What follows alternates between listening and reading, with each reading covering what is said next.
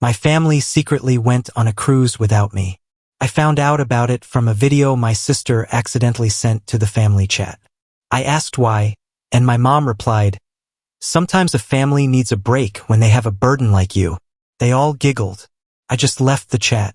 That day, I changed all the locks. 2 weeks later, they were standing at my door, begging me to listen to them. It still doesn't feel real when I think about it. The way I found out wasn't even the worst part. It was what came after that sentence. That one sentence. They went on a cruise. My whole family, my mom, my dad, and my sister Rachel, I didn't know. They told me they didn't have money for anything like that. I had suggested a trip weeks before, something to celebrate the last weekend of summer. I didn't even push for anything big. I said I'd cover the Airbnb. I even listed some cheap cabins I found outside of Estes Park. My mom said, "Sorry, that's not for us. We don't have any money right now." Cool. I let it go. Then Saturday morning, I get a ping from our family group chat. A video sent by Rachel, probably going to a friend or her Instagram story or something. She was standing on the deck of a cruise ship, real ocean in the background, real cruise ship workers in uniforms. There were steel drums playing. Then she turned the camera. I saw my parents. My dad was laughing with a margarita in his hand, wearing a shirt with little flamingos on it. My mom was dancing. I saw their plates, shrimp, lobster, things they could not afford. They looked like they were celebrating, and they looked damn comfortable. I stared at the video 3 times before saying anything. Finally, I typed, "Wait, you guys are on a cruise?" There was a pause, then a message from my mom, as if she had loaded it. Sometimes families need a break when they have a burden like you. Laughing emoticons. A couple of skull-faced with tears of joy from Rachel. My dad responded with a heart. 1 heart. I left the chat. Didn't say a word. Didn't ask for clarification. Didn't wait for someone to say it was a joke. I didn't cry. I just sat there in my apartment in Denver rereading the word burden, as if I hadn't paid for her groceries in months. As if I hadn't let her live rent-free in the 2-bedroom apartment I'd renovated with my own hands. The one I bought to rent, but offered to them because their house back in Colorado Springs was supposedly being fixed up. I paid for some of that remodeling, by the way. Not all of it, but enough to feel like I was part of something bigger, like I was helping. And they were out at sea laughing, drinking, calling me a burden. That same night, I got in my car and drove down to the Springs, straight to my apartment. I had the master key. It's mine after all. You weren't home, obviously. I went in, looked around. Your stuff was everywhere, like you'd moved in permanently. A week's worth of laundry on the couch, dishes in the sink, Rachel's crap in both bathrooms. It didn't even smell like my apartment anymore. I didn't touch most of her stuff. I put it in the guest room and locked the door. Changed every lock in the place. Front door, balcony slider, even the mailbox. Then I cleaned up, took my old comforter out of storage, put my coffee maker back on the counter, turned off the Wi-Fi they'd been using at my expense, left a note on the kitchen counter. Your stuff is in the second room. Text me when you're back to pick them up. John. I drove back to Denver. I blocked all 3 of them. I didn't feel angry at first. I felt hollow, like I had finally understood something that had been true for a while, but I hadn't wanted to see it. 2 weeks passed. No messages, no calls, dead silence. Then I heard a knock. I looked through the peephole. My mom, my dad, Rachel standing in line like a small army. Tired faces. No one was laughing this time. My mom knocked again. John, please. We need to talk. Just open the door. I didn't. I watched her. I watched how quickly their expressions changed when it was clear I wasn't going to come to the door. Rachel turned and said something I didn't hear. My dad looked down at the floor. My mom knocked for another full minute. Finally, they left. And that's when it hit me. They never really thought I'd do anything. They thought I'd take it like I always did. They didn't come back that night. But they weren't finished with me. They didn't come back the next day. But Monday morning, I got the first call from Aunt Michelle. I hadn't heard from her in over a year, and she never calls, not even on birthdays. But there she was popping up on my screen like it was 2005, and she was still trying to sell us scented candles. I let it go to voicemail. She left one. Hi, John. It's Aunt Michelle. I think we need to talk. Your mom's really upset. And well, I think he should at least hear her out. Family is family, you know. Call me back. I didn't call her back. Instead, I sat there wondering if they had told her everything. If they told her about the Burden Comet, about the cruise, about the months I spent supporting them while they played poor. I doubted it. I imagined they told her I kicked them out for no reason, that I had locked them out like some heartless landlord, which technically I was now. Then I got a text from Rachel. No apology, no explanation, just wow. Real classy move, John blocked. It didn't take long for word to spread. My cousin David unfollowed me on Instagram. My uncle stopped responding to the group fantasy football chat. My mom posted a vague quote on Facebook about kindness being repaved with cruelty and got a dozen sympathetic comments. Someone even wrote, "You'll regret it when you're gone." Sure, maybe I would, but they weren't gone. They were still there, lying through their teeth. I kept quiet. I didn't write anything. I didn't explain. I didn't want to play defense. A week later, I heard they were moving in with Aunt Michelle, all of them, my parents and Rachel, into her 3-bedroom house with the broken air conditioner and 4 cats. Rachel started complaining on Twitter about how toxic people pretend to be generous just to control you. I didn't respond, but I saw it. I saw every post, every subtweet, every little jab. They hated me now. Not just resented me, hated me. And here's the part that kills me the most. I don't think it was just about the locks. I think they hated me for saying no, that I reminded them that it wasn't theirs, that they were just guests, and worse, that I could take it away from them. They had spent months in that apartment acting like I wasn't doing them a favor. I visited every other weekend and they acted like I was interrupting something, like I was the one overstaying. And now that I'd reminded them of the truth, they decided I was the bad guy. But I still hadn't told anyone my side of the story. Not really, not even friends. I just let it go. Then 2 weeks after they moved in with Aunt Michelle, I got another surprise. A letter hand-delivered slipped under my apartment door in Denver. No stamp, no envelope. It was from my dad. 5 sentences, not an apology. It said, "You made your point. We still need a place to live. You're better than this. Stop punishing your family for a joke. Let us back in." A joke. They called it a joke.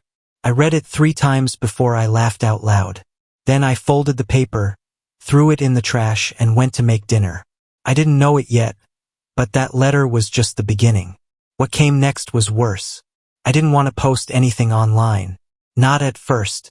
But when Michelle started telling people that I had kicked my family out for laughing at a meme, I decided enough was enough. So I posted the whole story on Reddit. Not for revenge, just the facts.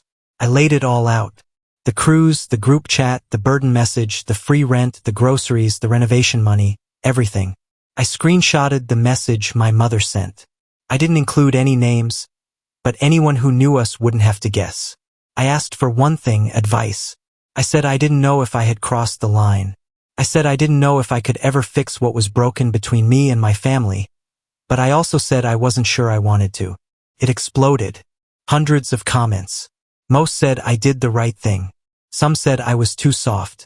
Others shared their own stories of being used by family. It was comforting in a way, but also depressing. I didn't realize how common this was. 2 days after I posted, Rachel called me from a new number. She didn't scream. She didn't cry. She just said, "How could you do this to us?" and hung up.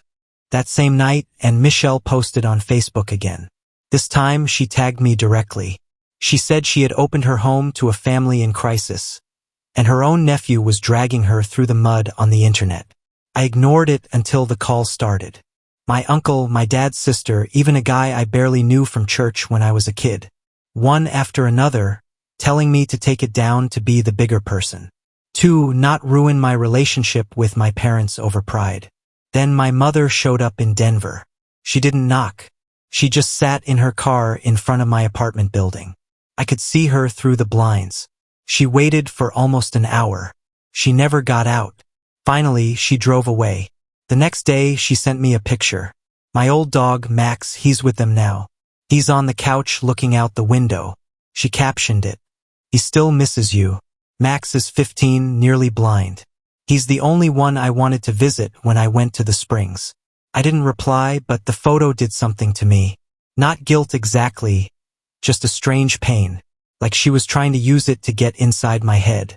And then somehow it got worse because the next week I found out that they'd gone back to my apartment. While I was at work in Denver, they tried to break in. A neighbor called me, said she saw Rachel and my dad trying to open the patio door with something, probably a copy of the old key. She said when she asked what they were doing. My dad told her, "This is our house. We just got locked out by mistake." They left when she said she was going to call the police. That same day, someone slashed my tires. All 4 of them, no note, nothing stolen, just slashed tires in a quiet neighborhood with no cameras. And that's when I knew they weren't trying to make peace.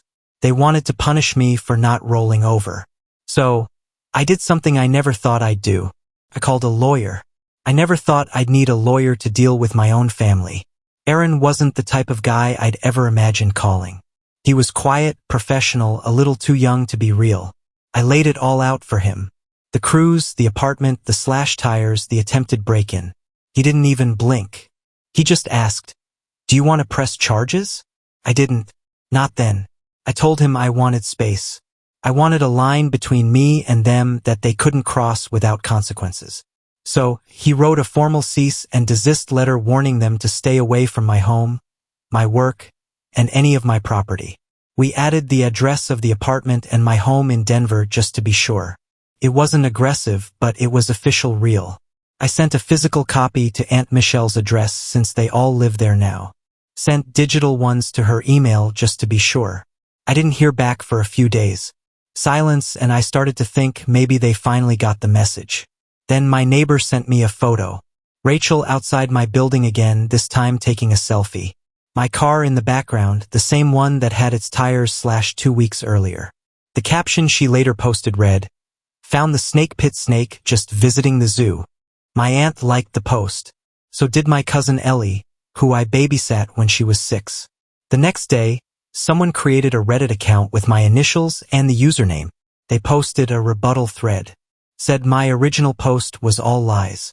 Said I kicked out my sick parents after gaslighting them for years. Said I was always jealous of Rachel and that I stole money from our family's home improvement fund. They uploaded a photo of Max, my old dog, as proof that I was emotionally unstable and using pity for attention. I didn't even know how to respond. Not because it wasn't true, but because it was so far from the truth that it made my skin crawl. They were rewriting history in real time, and some people believed them. But then a strange thing happened. In one of the photos, they posted a dinner photo from the cruise. There was a man in the background wearing a cruise line uniform and a name tag. It was clear, legible. I zoomed in, took a screenshot, and sent a casual email to the cruise line. I claimed to be trying to confirm that some family members had been on board during a particular week, pretending that I had lost contact and was concerned. They got back to me the next day. All 3 of them, my mom, dad, and Rachel, had booked a luxury suite on a 5-night Caribbean cruise. Not economy, not last minute, a suite. Just the weekend, I'd invited them for a little family getaway. The kicker, they had paid for an all-inclusive premium package, one of the most expensive the cruise offered. I didn't post the evidence. I didn't feed the Reddit trolls. I sent a screenshot of the email to the family group chat they had ghosted since calling me a burden. No caption, no message, just the truth. And then I blocked them again. Later that week, a letter showed up. No return address, but I recognized the handwriting. It was my dad. "You always thought you were smarter than the rest of us. But you forget who made you. You forget who fed you, who raised you. You've embarrassed your whole family for nothing. You're lucky we didn't go further. Fix it or we will." That same night at 2:18 a.m., someone rang the buzzer at my apartment nonstop. I didn't answer, didn't look, just sat on the couch.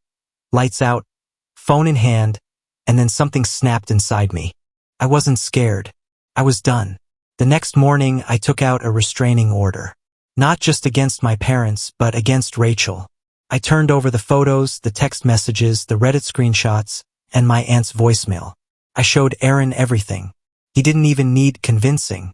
While the paperwork was being filed, I changed my phone number again, set all my social media to private, told my building manager what was going on, and gave them photos of all three in case they showed up again.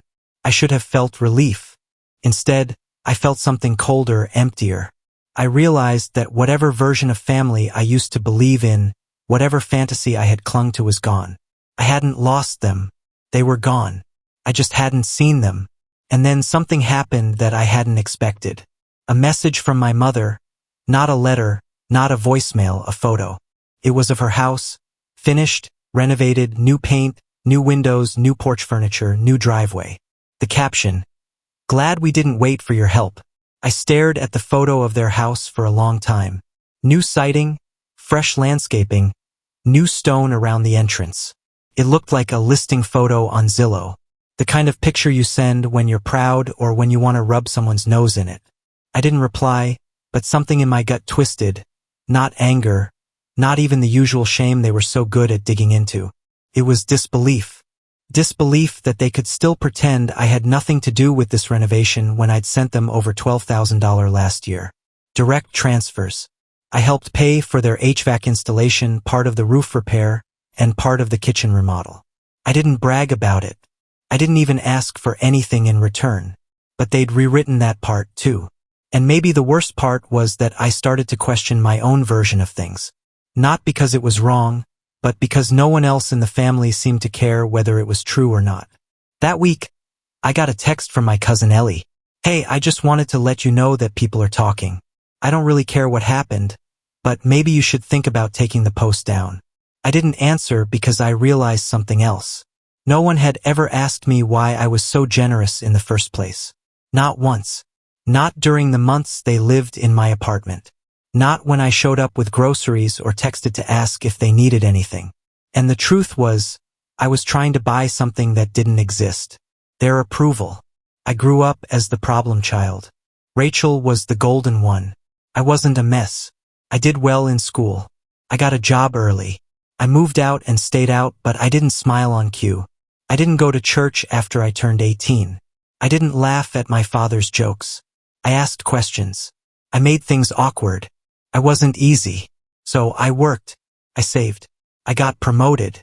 And when I finally got a place of my own, I offered it to them without hesitation.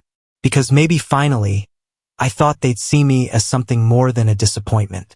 Instead, they saw a new use for me. It hit me again when I went back to the Springs last weekend. Not to see them, but to check on a tenant in one of my other units. On the way, I passed the old house, the one they just finished renovating. There was a for sale sign in the yard. I parked across the street and sat for a few minutes. I didn't go up. I didn't take any pictures. But I watched as a couple got out of a real estate agent's car and walked up to the door. They were selling it. After all that, the renovations, the money, the lies, they were flipping the house. And suddenly, I knew they never intended to go back there. All the time they were living in my apartment talking about waiting for the work to be done. They were just buying time. They never planned to go back to that house. It was a profit, a payday, nothing more. And me, I was the bridge to get there. That night back in Denver, I poured myself a drink and reread the last message my mother had sent me. "Good thing we didn't wait for your help." I laughed, not because it was funny, but because I realized they had finally said it. They didn't want my help. They just wanted my silence. But I'm not silent anymore. It ended the way most things do when they've been dragged too far. Quietly, awkwardly, with no one admitting anything. The house sold. I never got a heads up. I just watched the pending status on Zillow change to sold and then disappear altogether. 3 bedrooms, new appliances, open kitchen. All the things they said would be fixed up. All the things I'd helped pay for piece by piece. A week later, and Michelle posted a group photo of them on her front porch. My mom, my dad, and Rachel. My dad was holding a beer. Rachel had her feet up on a lawn chair, sunglasses on like she lived there. My mom had her arm around my aunt like they'd been best friends all their lives. The caption was short. "Fresh start with my people. Red heart blessed." There it was. Her reset. No apology, no explanation. No admission that they'd spent months lying to me while living under my roof. Just that they'd moved on and I didn't exist anymore. At first, I thought I'd feel anger. But mostly, I just felt finished. like the last screw had been tightened on something that had been falling apart for years. I didn't hear from them. No emails, no texts, no block numbers trying to sneak through. Even my birthday passed and not one of them acknowledged it. And for the first time, I didn't sit by my phone waiting for something that never came. I kept the Reddit post up. I would sometimes get DMs about it. People thanking me for sharing, telling me their families had done similar things, asking how it ended. I'd respond when I felt like it. Mostly, I just left the post up because it helped me, not out of spite, just so I could look back and know I wasn't crazy. Then one day, I got an email from the manager of the apartment in Colorado Springs, the one they used to live in. Subject line, tenant visit. Hi, John. Just confirming Rachel's last name came by earlier today and asked if she could pick up items from the second bedroom. I informed her that we can't allow access without your permission. Please let us know how you'd like to proceed. I hadn't touched the stuff. I told management to keep that room locked and untouched. Their things had been in boxes for almost 3 months. No one had ever inquired about them. I responded and told them to inventory the contents, box them up properly, and have them shipped to a storage unit across town. I covered the cost for 2 months and left instructions with the storage company that she could retrieve it at any time. No note inside, no guilt trip, just the rest of what she left behind. 30 days passed. No one showed up. On the 32nd day, I received notice that the unit had been cleared. Unclaimed items were being donated. That was the last thread. No contact, no thanks, no dramatic finale, just nothing. And honestly, that's what I wanted. But something I haven't mentioned before, something I've avoided writing about, was Max. Max was our family dog. He'd been with us since I was 15 years old. A yellow lab who never cared about family drama, just wanted a treat and a walk. When I moved to Denver, I tried to take him with me, but my mom insisted that he was happier staying in his real home. They used him in texts to manipulate me after I locked them out. My mom even sent me a picture of him staring out the window with a message. He still misses you. A few months after everything died down, I found out that Max had died. I only knew because a mutual family friend posted a tribute to him on Facebook. A single photo, no tag, just a rainbow emoji and the words, "Rest in peace, good boy." I sat down on my kitchen floor and cried harder than I had during the entire ordeal. Not for the people I had lost, but because Max never took sides, and he was the only one I would have let back in. Since then, I've rebuilt. The Springs apartment is now rented out to someone who actually pays. My apartment in Denver feels like mine again. I got new furniture, painted the walls, started cooking more. I even started going to therapy, mostly to make sense of the part of me that kept trying to earn love from people who never gave it freely. And you know what? I'm good. Not perfect. Not cured in some dramatic movie montage kind of way. Just good. Sometimes people still ask if I have any regrets, if I do it differently. The answer is no. I drew a line not to punish them, but to protect myself. And maybe that's what being an adult really means. Not proving who's right, just deciding what you'll allow and what you won't. I tried to be generous. I gave them my time, my space, my money, my patience. All they had to do was not spit on it. They couldn't do that. So I walked away, and I haven't looked back since.